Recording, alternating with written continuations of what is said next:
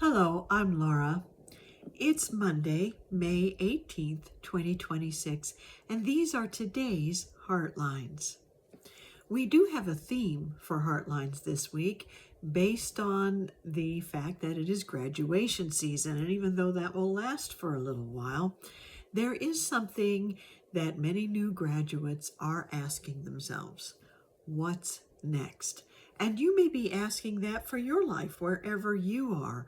What's next? It may be just what's next as my life continues to unfold on a certain track, or what's next for where I live, for my country, wherever I am in the world, or simply what's next for me.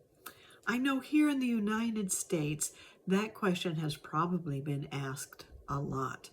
And when the President of the United States, Donald Trump, visited China lately, people wanted to know what's next, what's going to come out of that visit. Well, President Trump has said that there have been some discussion, although no solid deal was made. But he said that out of the discussions, there should be better trade deals for American farmers. There should be a deal coming out that has Boeing prospered and supported by orders from China for more airplanes.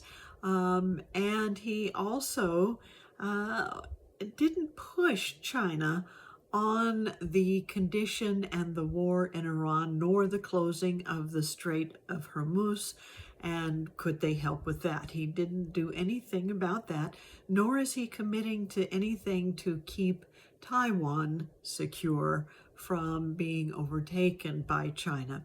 So you could say, some say it was a positive visit, some say nothing really came out of it.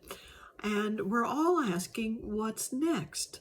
What's next with all of these discussions that are happening in our world, with all that is happening in our world? What is next for us?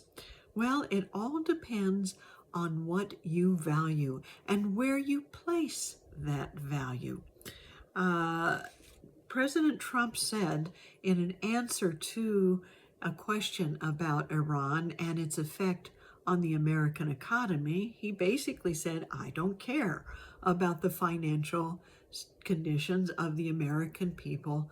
All I care about is keeping Iran from developing nuclear weapons. Now, this actually is okay with a lot of people who believe that it really is important to stay safe, even though there's been no evidence of any near future development of nuclear weapons in Iran. And their motivation might be, I want to know that my country is safe and secure, and therefore I'm willing to pay more at the gas pump for that. Well, if security is our motivation, that could be okay. Something I read a long time ago in one of my favorite books about economy, Spiritual Economics by Eric Butterworth, actually quoted a professor, Peter Bartocci of Boston University. This was many years ago, in which he said, it may be that any view of life that puts security rather than creativity first has misread life at its best, and thus misinterprets the cosmic process. And that ends the quote. And then Mr. Butterworth goes on to say, this is not to suggest that the desire for security is wrong, or that we shouldn't seek ways of achieving it. It is simply that when we place the emphasis on outer things, we miss the whole meaning of life. Life is for expressing, for growth, and for expansion. So, what is it you value in life? Is it the outer sense of security, or is it the inner sense of developing even more deeply your creativity, your compassion, your courage for dealing with or working with whatever comes along in life. And that is what I would like today's Heartline to encourage you with, to develop your inner values of courage and creativity and compassion. And we're going to start doing that right now in a moment of contemplative prayer. So let's take a deep breath and close our eyes and hold to this heart-centered thought. I let courage, creativity, and compassion lead the way in my life. I let courage, creativity, and compassion lead the way in my life.